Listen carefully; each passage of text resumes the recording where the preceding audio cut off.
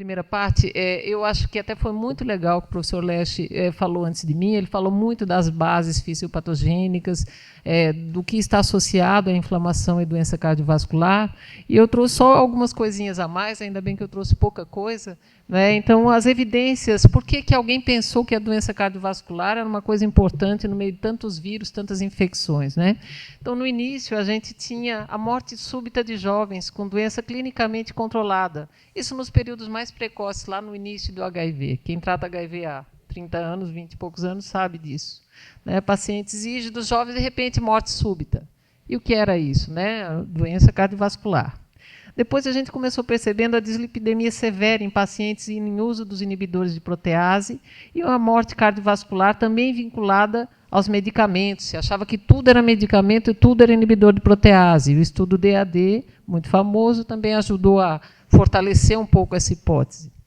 Depois, o estudo SMART, que já foi citado hoje, muito importante, que mostrava que havia morte por doença cardiovascular e maior frequência entre os pacientes com terapia interrompida, quer dizer, aqueles pacientes que faziam TARV e paravam a terapia, do que aqueles que tinham uma terapia mantida.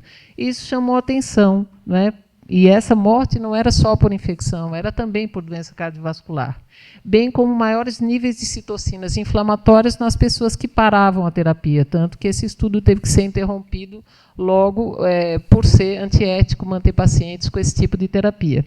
E, por último, um aumento do número de mortes por causas não ligadas diretamente ao HIV, tipo causas cardiovasculares, hepatopatias e neoplasias, que têm acontecido principalmente nos países mais desenvolvidos. Bem, as causas, os fatores relacionados à doença cardiovascular. Então, a gente sabe que tem os antirretrovirais, inibidores de protease, a imunossupressão, o próprio HIV, que no passado era considerado inocente na história, se sabe que hoje em dia ele tem um papel importante, mas também outros fatores, a idade, o sexo, o tabagismo, o sedentarismo, os antecedentes cardiovasculares de doença cardiovascular, ou seja, os fatores de risco tradicionais, que são importantes. Isso aí, tanto nesse grupo quanto nesse, é interessante, eles usam uma via comum, que é um perfil aterogênico, né? Uma redução do HDL, um aumento do LDL e um aumento dos triglicerídeos. Esses motivos diferentes, eles caminham por uma via comum, né, que acaba levando a um desfecho de aterosclerose e doença cardiovascular.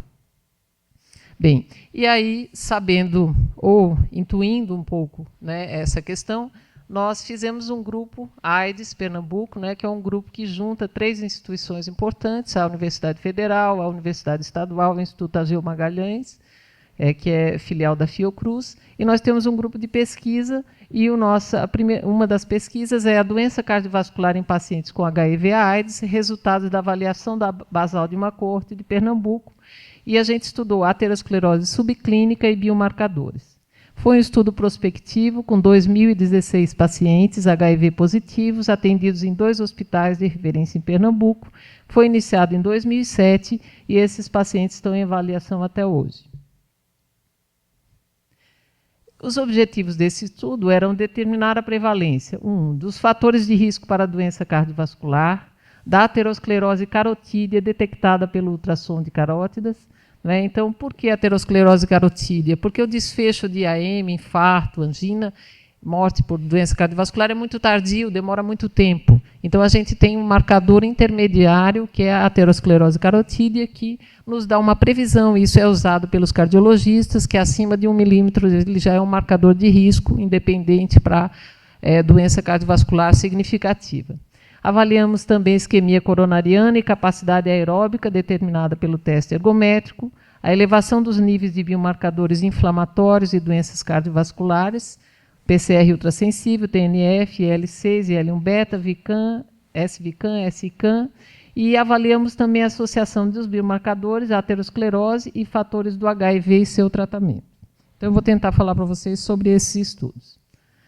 Bem, no geral, apesar de a gente ter 2.000 e poucos pacientes, eu tenho uma análise um pouco anterior a essa, de 1.752 pacientes, e nós tínhamos a maioria do sexo masculino, com uma idade média de 39 anos. Né? Em termos de tabagismo, nós temos 25%, que é uma taxa pequena, vou mostrar para vocês, ex-fumantes 29%, o colesterol total acima de 200 em 27%, o HDL baixo em 62%, lembro do nosso perfil heterogênico, o LDL aumentado em 20%, triglicerídeos aumentados em 47% e uma glicemia maior ou igual a 100, pré-diabetes em 16%. É alto, considerando a idade muito jovem dos pacientes. Em uso de antirretrovirais, 83%, 18% menos de 1 ano de TAV, 40% de 1 a 5 anos, 41% maior que 5 anos, e os tipos de tratamento, 17% sem tratamento, 41% com inibidores de protease, 42% sem inibidores de protease, basicamente TRNN, linfócito CD4 atual em média de 445, o mais baixo é o NADI 276 e uma carga viral média de 34 mil cópias. E o que nós verificamos? Uma das coisas, então eu vou falar de coisas bem mais básicas para vocês do que só mecanismos fisiopatogênicos, né? Uma coisa importante, um dos trabalhos que foi publicado, né, nos cadernos de saúde pública foi que nós tínhamos 8,8% de desnutridos e isso estava associado à anemia, linfócito CD4 menor que 200, mas nós tínhamos um percentual bem maior de obesos e sobrepesos, 32,1%. Isso estava principalmente associado às pessoas acima de 40 anos e com diabetes mellitus. Então, vocês começam a ver que nessa população a obesidade e o sobrepeso é um problema importante dentro dessa epidemia de obesidade que o mundo vive, não é um problema menor. Existe até uma hipótese de que essa obesidade pode estar necessariamente relacionada à inflamação, ao HIV, não necessariamente a só a obesidade em si, mas isso é um aspecto não esclarecido. Bem, mas é algo que nós não podemos nos omitir, pesar os nossos pacientes e tentar intervir nessa situação. Bem, depois nós verificamos com o teste ergométrico que os pacientes, o que eles faziam. Então, eles eram avaliados na consulta, eles mediam a pressão, o peso, a altura. Depois, um grupo desses pacientes eram encaminhados para fazer o teste ergométrico, ultrassom de carótida, e nesse teste ergométrico a gente avaliou a aptidão cardiorrespiratória, e foram em torno de 700 pacientes.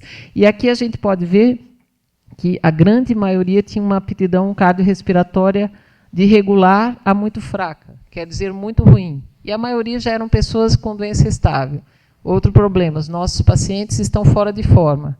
Bem, a população toda está fora de forma, mas esses pacientes, principalmente que já têm risco, eles precisam estar em forma, eles precisam trabalhar sua capacidade aeróbica.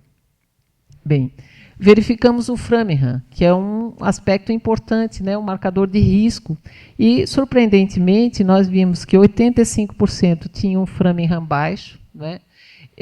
Por que era baixo? Provavelmente porque eles são muito jovens, a idade conta muito. Tá? 14% Framingham intermediário, quer dizer um risco de morte até 10% em 10 anos, e um Framingham elevado em 1%. Quer dizer, eram pacientes que tinham Framingham não muito elevado, por conta, provavelmente, da idade. Em relação ao score de cálcio, algum subgrupo desses pacientes fizeram também score de cálcio e a gente viu, naturalmente, que quem tinha mais idade tinha o score de cálcio mais alterado. O tabagismo, olha que interessante, como ele é um fator de risco importante, tá? Apesar de a gente não ter tantos pacientes fumantes, mas o fumo isoladamente foi o fator de risco mais alto para score de cálcio alterado. Um colesterol acima de 200, próximo à significância, e os triglicerídeos não foram significativos. Isso é importante porque o triglicerídeo é um marcador importante de uso de TAV, principalmente TRNN, mas ele aqui não se encontrou associado com doença cardiovascular. Bem, e aqui o espessamento de carótidas, aquela aterosclerose precoce, não é? Foi encontrada em 47% dos pacientes, uma prevalência alta, mostrando um potencial de risco bem elevado no número de pessoas ainda muito jovens que podem evoluir para doença maior. Né? E quais foram os fatores associados na análise multivariada, em 649 pacientes? Então, a idade, como deveria ser, né? O sexo masculino, que em geral está bastante associado à doença cardiovascular na população como um todo, né? A raça não branca, fumar mais de 10 cigarros ao dia, a hipertensão, o sobrepeso, a obesidade, o LDL aumentado e o tempo de TARV, aqui ele aumentava um pouquinho a chance, Tá? Em anos, a cada ano, aumentava 8% do risco de doença cardiovascular. Tá? Então, aqui, muito provavelmente, a gente tinha pacientes também já com tempo razoável. Né? Aqui a gente encontrou a TAV como um fator de risco, apesar de uma significância não tão importante quanto outros fatores aqui, que são fatores até mais fáceis de modificar. Bem, e aí nós verificamos também que havia uma diferença muito grande entre pacientes com menos de 40 anos e mais de 40 anos em relação à doença cardiovascular. Esse risco aumentava em quase 40 vezes. Então, a gente comparou 351 indivíduos com menos de 40 anos e 346 indivíduos com mais de 40 anos em relação à aterosclerose carotídea. Né? Por que 40 anos? Bem, o editor dessa revista que a gente publicou, o BMC Infectious Disease, questionou muito. Primeiro, 40 anos foi a mediana da idade dos pacientes. Possuir mais de 40 anos aumentava o risco de aterosclerose em mais de 10 vezes. Isso foi dado da nossa análise. Então, nós verificamos que valia a pena verificar o que havia numa população, quais os fatores em população mais jovem, o que acontecia com aqueles com mais idade, mais de 40 anos. Né? E aí, depois, no final, vocês vão ver que a gente comparou apenas pacientes sem fatores de risco para doença cardiovascular. Isso é uma outra coisa importante que a gente tentou, em algum momento, purificar esse resultado. Mas a primeira parte... Deixa eu subir aqui, sim. Não, desculpe, vai ficar faltando. Então, chegou um momento que a análise era feita com esse grupo de pacientes e aí os revisores solicitaram o seguinte: olha, vocês tiram todos aqueles pacientes que têm fator de risco tradicional, tá? Que ele é obeso, que ele tem algum outro fator específico e vamos tentar fazer uma análise só entre os dois grupos. E aí o que a gente viu? A gente viu que nas pessoas mais jovens, fatores não modificáveis, como o sexo masculino, ser não branco, eles estavam associados à doença. Entretanto, quando a gente vê aqueles acima dos 40 anos, a gente vê o sobrepeso como um fator de risco importante, quase 4 vezes risco para a doença cardiovascular. A gente vê a hipertensão como fator de risco importante para a aterosclerose. E a gente vê também aqui a questão do uso da TAV não teve significância, mas o uso da TAV por mais de 5 anos, nesse grupo, aparentemente, levou a um risco de 7 vezes ao aumento do risco de doença cardiovascular. Então, aqui a gente encontra que pessoas com mais de 40 anos, elas têm fatores de risco diferentes das com menos de 40 anos, das quais a obesidade, a hipertensão, o linfócito CD4 baixo em algum momento, né, e o uso de TAV por mais de 5 anos foram fatores importantes e esse risco aumentou em quase 10 vezes essa população com mais de 40 anos. Bem, e nós fizemos naquele teste ergométrico que avaliava a capacidade aeróbica, verificamos também a presença de isquemia já que se manifestava no teste. E, curiosamente, nós já encontramos 5,1% de pacientes que tinham isquemia naquele momento, né, e que demandavam uma terapia específica para aquela situação. Exames mais elaborados ou até intervenção. Bem, depois, nós verificamos biomarcadores na doença cardiovascular do HIV, coorte de Pernambuco. Então, nós avaliamos o quê? Fizemos um estudo transversal com 122 pessoas vivendo com HIV para avaliação dos níveis de citocinas inflamatórias, da associação dessas citocinas com fatores demográficos, metabólicos relacionados ao HIV, elevação dos biomarcadores e aterosclerose carotídea, né, através de análise multivariada. E os marcadores que nós mensuramos foram a PCR ultrassensível, os níveis de citocinas inflamatórias, IL-1-beta, IL-6, TNF-alfa, e moléculas de adesão, como ICAM e VCAM. Bem, o que nós encontramos? Aqui a frequência de marcadores inflamatórios alterados, quer dizer, acima do valor normal, entre os 125 pacientes com HIV. Aqui nós temos pacientes em tratamento e pacientes sem tratamento, pacientes com carga viral indetectável. Em torno de 60% desse grupo tinha carga viral indetectável.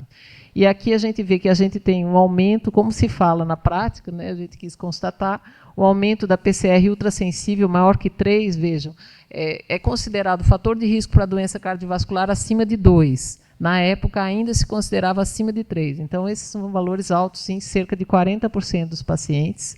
A IL-6 aumentada em 73,8% dos pacientes, TNF-alfa 68% e CAM pouco alterado e o SVCAM em 56% dos pacientes.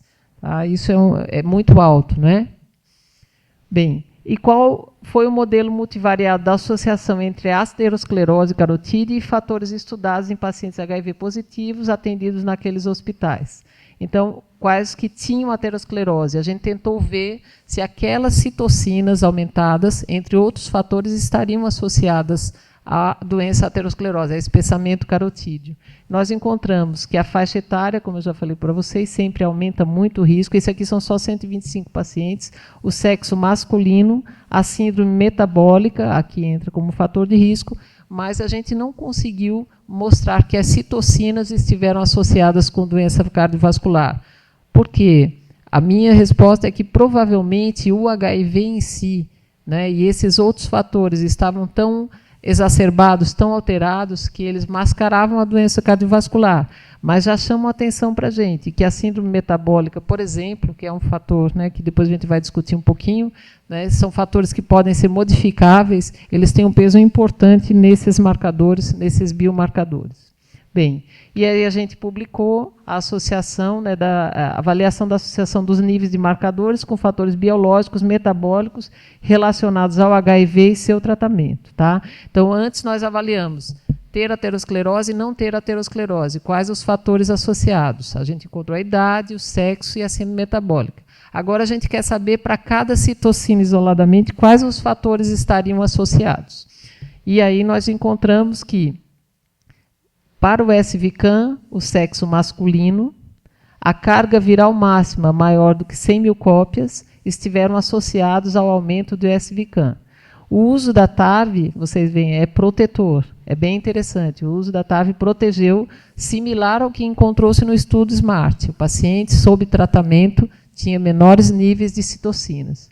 O TNF-alfa, quando o paciente tinha atingido carga viral máxima acima de 100 mil cópias, foi 2,4 vezes maior do que entre aqueles que não atingiram a carga viral máxima. O uso da TAV protegeu de TNF-alfa aumentado. Entretanto, a antecedência familiar de doença cardiovascular foi 3,1% vezes maior risco de ter aterosclerose, de ter esse aumento do marcador. Né? Esse é um antecedente importante. Em relação ao IL-6, que é uma citocina muito importante associada ao envelhecimento, neoplasias e outras doenças da imunossenescência, o que a gente encontrou que ter o HIV por mais tempo protegia, provavelmente aqui por conta do tratamento. O CD4 aqui menor que 200, veja, bem interessante. Então, essas pessoas que atingiam imunossupressão muito avançada, elas tinham uma chance cerca de 3 vezes de ter IL-6 elevada, não é? E a pressão sistólica aumentada, maior que 140, aumentava também. Então, veja, a hipertensão são fatores relacionados ao HIV e não relacionados que aumentam as citocinas. Em relação à PCR ultrassensível, similar a outros estudos, o Zartável, por mais de 5 anos, reduzia, né, os níveis da PCR e a síndrome metabólica aumentava em 1,8 vezes, apesar de não ter significância. Então, é interessante, a gente tem fatores diferentes modificando essas citocinas, né, e o tratamento antirretroviral aparentemente protegendo do aumento dessas citocinas. E isso é uma coisa que a literatura tem falado bastante, apesar de não normalizar mesmo nos pacientes que têm a carga viral suprimida, mas você teria níveis menores, maior tendência a níveis menores dessas citocinas. Bem, e aí a gente fez um modelo teórico, isso foi uma exigência, né, da revista, que foi interessante. Então, aqui, o CD4 menor que 200, está relacionado ao IL-6, a pressão arterial elevada e doença coronariana.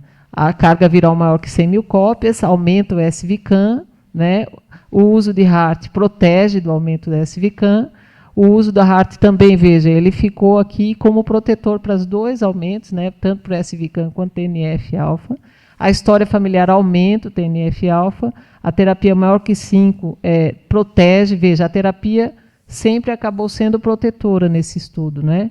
e alguns fatores, como o CD4 mais baixo, aumento IL6, a IL6 ela não teve associada com mais nada, né? E o aumento da carga viral maior que 100 mil cópias, ela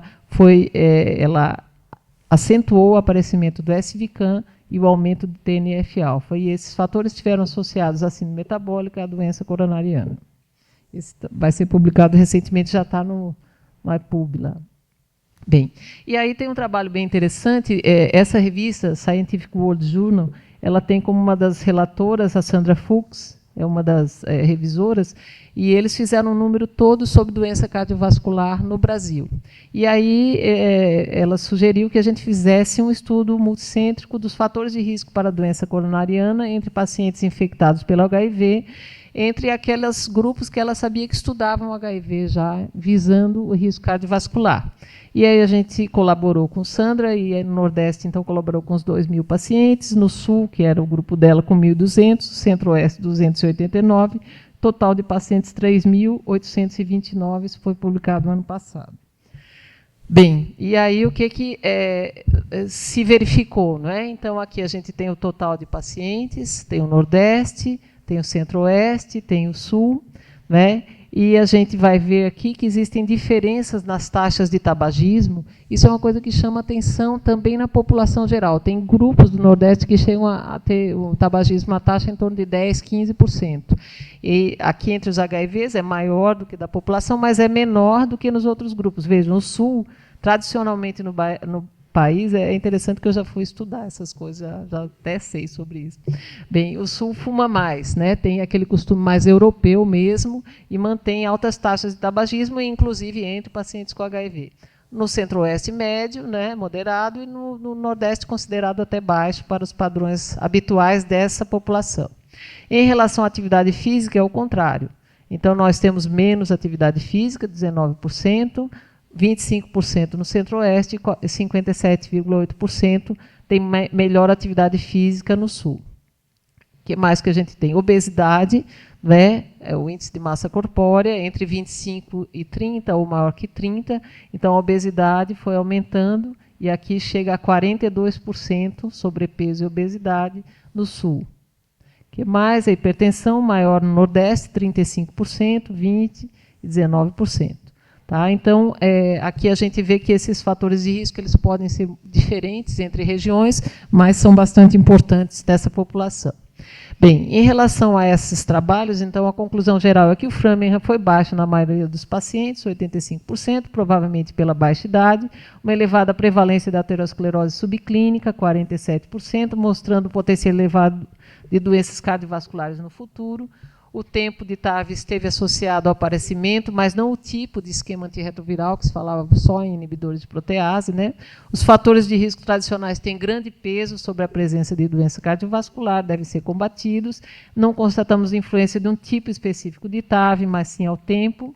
E o tratamento com a TAV reduziu algumas citocinas, particularmente a proteína C reativa. Bem, e agora eu vou falar um pouquinho mais, já que eu sou médica na prática, assim, é sempre angustiante a gente ouvir falar constatações e não fazer nada. O que se fala em termos de ação? O que fazer na prática? Então, sempre triar os pacientes de maior risco. Como é que se tria os pacientes de maior risco? Antecedentes de doença cardiovascular pessoal e familiar, outras doenças cardíacas, AVC, aneurisma, diabetes, tabagismo, uso de cocaína. No exame físico, pressão arterial, circunferência abdominal e peso, cálculo do IMC. Isso deve ser feito nas consultas em geral. Laboratório, glicemia, colesterol total, HDL, LDL, triglicerídeos, ureia, creatinina e microalbuminúria. Bem, classificar os de maior risco, os que têm síndrome metabólica, os diabéticos, os que têm aterosclerose incipiente, né? Aqui, essa equação Poole de Court, que é, na verdade, o que os americanos atualmente usam para classificar o risco de doença cardiovascular. O score de Framingham poderia ser mais simples, até porque é disponível mais facilmente, né? E aqui, no Framingham, um risco de 10% a 20% de óbito em 10 anos, um Framingham elevado. Todos esses pacientes já deveriam ser indicados, encaminhados rapidamente ao cardiologista e testar para isquemia. Esse teste pode ser com teste ergométrico, cintilografia, CT com score de cálcio. Tá? Então, isso é uma coisa que a gente tem que levar a sério. A gente perde os pacientes por essa situação e essa triagem inicial é importante. Bem, outra coisa importante é triar para síndrome metabólica. Lembram, fatores relacionados à aterosclerose e a síndrome metabólica é um fator importante. Então, a cintura masculina acima de 94, feminina acima de 90, homens brancos de origem europeia e negros acima de 94, asiáticos e ameríndios acima de 90, mulheres acima de 80, triglicerídeos, então isso é obrigatório, associado a pelo menos 2 desses aqui, como triglicerídeos acima de 150, HDL baixo e pressão sistólica, vejam, ou diastólica em valores até mais baixos alterados, já seriam indicadores para a gente fazer o diagnóstico de síndrome metabólica. O que fazer? O início da TAV em pacientes com doença cardiovascular ou risco elevado está indicado em pacientes com doença estabelecida ou risco cardiovascular elevado. Então, esses pacientes, um Framingham acima de 20% em 10 anos, devem usar antirretrovirais. Indicar antirretrovirais com baixo risco cardiovascular, tipo raltegravir ou atazanavir com ritonavir. Bem, e atualmente não existe uma conduta padrão, mas existe uma sugestão da Sociedade Americana para tratamento do colesterol, né? E isso foi publicado no ano passado, e eles são mais agressivos. O que fazer? Né? Então, eles sugerem tratar agressivamente essas dislipidemias, que são os fatores de risco mais importantes, fora a dieta, etc. Mudança de hábitos, tabagismo, cocaína, redução do peso, redução do sedentarismo, tratamento agressivo da dislipidemia com estatinas ou fenofibratos, de acordo com o tipo de alteração lipídica. Bem, a dieta saudável, né? Então é importante, tá, que a gente tenha aqui gorduras reduzidas, né, leites e derivados do leite, desnatados, vegetais, os grãos integrais, todos eles seriam parte da dieta saudável, que é muito importante. Tá? Flexibilidade e adaptação da dieta às preferências individuais, ricas em vegetais, frutas, produtos derivados do leite com gorduras reduzidas, grãos integrais, limitação da carne vermelha, isso é uma coisa importante, doces e bebidas com açúcar, gordura trans e sódio, e ganho calórico consistente com a manutenção do peso. Isso é uma coisa importante, porque todo paciente que tem HIV acha que tem que ficar muito gordo para parecer muito saudável, né? Isso é uma luta diária com os pacientes. Bem, aqui, vamos lá. Atividade física, o que se preconiza, né, atualmente? Adultos devem realizar 3 ou 4 sessões aeróbicas por semana, com cada sessão durando em média de 40 minutos, com atividade física moderada ou vigorosa, se não houver contraindicação. Um total de 2 horas e 30 minutos de atividade física aeróbica moderada por semana. Isso poderia, então, ser dividido de acordo com a possibilidade, mas totalizando essa quantidade de atividade, de tempo de atividade física. Bem, em relação ao tratamento da dislipidemia, o que se viu é o seguinte: as estatinas são as drogas. Tá? As estatinas têm um efeito também anti-inflamatório, não é só um efeito de reduzir o colesterol. Por que se acha isso? Bem, existem várias evidências. Além disso, não há evidências de que você baixar o colesterol ou triglicerídeos isoladamente com outros medicamentos tenham tanto benefício para o coração. Então, as estatinas permanecem ainda sendo o centro do tratamento do risco cardiovascular. E o que se mudou foi o seguinte: qual é a intensidade da ação dessas drogas? Então, existem as terapias com estatina de alta intensidade, terapia com estatina de moderada intensidade e terapia com estatina de baixa intensidade. E vocês vão ver que algumas podem modificar aqui de local de acordo com a dose. Então, por exemplo, a atorvastatina ela pode ser de alta intensidade quando se usa 40 a 80 miligramas, enquanto usando 10 a 20 miligramas, que é a dose tradicional, ela é considerada de moderada intensidade. E vocês vão ver que a nossa coitada pravastatina, ela é uma droga de baixa intensidade nas doses habituais, que a gente usa 10 a 20 miligramas, enquanto dose de 40 a 80 miligramas, ela passa a ter uma moderada intensidade. Né? E qual é a orientação para pessoas sem HIV? Não especificamente. Então, o que se fala? A gente acaba transferindo por não saber especificamente como agir nesses pacientes, mas sabendo que eles têm um risco elevado, eles acabam sendo manejados de forma parecida. Então, a profilaxia primária seria aquela para as pessoas que nunca tiveram evento cardiovascular, em pessoas com mais de 21 anos, com LDL acima de 190, você usaria estatina de alta intensidade, porque esses valores de LDL são bastante elevados. Profilaxia primária quer dizer para quem não teve doença cardiovascular. Entre 40 e 70 anos, 74 anos, com LDL entre 70 e 189 e um risco cardiovascular maior que 7,5, que você calcula pelaquela fórmula de Pooled Equations ou pelo Framingham. Então, esse paciente usaria estatina de moderada a alta intensidade. O paciente com diabetes, ele já é considerado, tá, com LDL de 70 a 189 ou risco de doença cardiovascular aumentada, ele já também, né, é considerado aqui um doente. Lembra, nossos pacientes com intolerância à glicose ou com diabetes, eles têm um risco elevado, também já vão para a estatina de moderada a alta intensidade. E se a doença cardiovascular já aconteceu, já foi manifesta, já usa estatina de alta intensidade imediatamente. Bem, em relação ao LDL e triglicerídeos aumentados. Então, se o triglicerídeo está entre 200 e 500 e o LDL é normal, modificação de hábitos durante 6 meses. Tá? Então, a gente pulou um pouquinho para esse patamar, que antes a gente considerava 350 já um ponto de corte, em torno de 500 seria um ponto de corte mais importante. E se o LDL é normal, mas o triglicerídeo é acima de 500, então uma modificação agressiva dos hábitos, e a primeira opção aqui são os fibratos, e a segunda opção o ômega 3.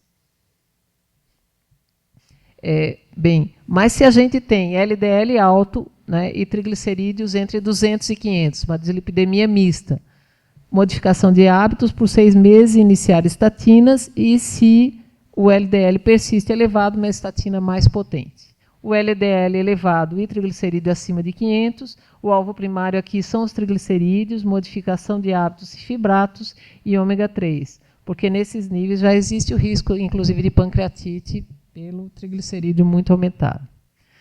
Bem, em relação ao HIV, como é que a gente deve olhar isso, não é? Então, a gente vai ter as estatinas, aquelas que são permitidas, tá? As permitidas e, na verdade, estudadas são de baixa intensidade a pravastatina, a dose diária pode chegar de 20 a 80, o uso com inibidores de protease reforçado, quando se usa o darunavir, a dose máxima é de 40, o uso com os ITRNNs tem que considerar doses mais altas, porque, na verdade, ela é de baixa intensidade, e nos HIVs ela é de baixíssima intensidade, ela tem pouco efeito, tá? Então, é difícil a gente considerar, conseguir baixar bastante esse LDL. Moderada intensidade, a atorvastatina, dose máxima com inibidores de protease 40 mg e com ITRN considerar doses um pouco mais altas, que a gente habitualmente usa 20 mg. A rosuvastatina de 5 a 40 mg, iniciar com doses baixas. A simvastatina, que é a mais utilizada na prática, não deve ser utilizada. E os fibratos, quando necessários, ou benzafibrato ou fenofibrato. O que fazer com a TAV? Então, a conduta habitual, tratamento da mudança de hábito e tratamento da dislipidemia. Quando trocar a TAV? Né? Quando, primeiro, o paciente possui opções capazes de controlar a viremia e quando ele não responde às condutas e o esquema possui um perfil lipidogênio. Por exemplo, se o paciente usar lopinavir e ritonavir. Né? Mas outros pacientes não têm perfil lipidogênico, não usam drogas com perfil lipidogênico e a gente acaba tendo dificuldade e tem que fazer esse tipo de conduta. As opções de TAV considerado com perfil menos lipidogênico são o raltegravir e a atazanavir com ritonavir. Bem, concluindo, a doença cardiovascular merece atenção constante, é importante estratificar o risco, devemos tratar agressivamente os de maior risco, controlar as dislipidemias, particular a TAV, particularizar, e para todos cessar o tabagismo, que deve ser tratado como uma doença com drogas, inclusive enviado ao médico para tratamento do tabagismo, controlar a pressão arterial, atividade física, o controle do peso, a dieta pobre em gorduras e carboidratos. Basicamente isso.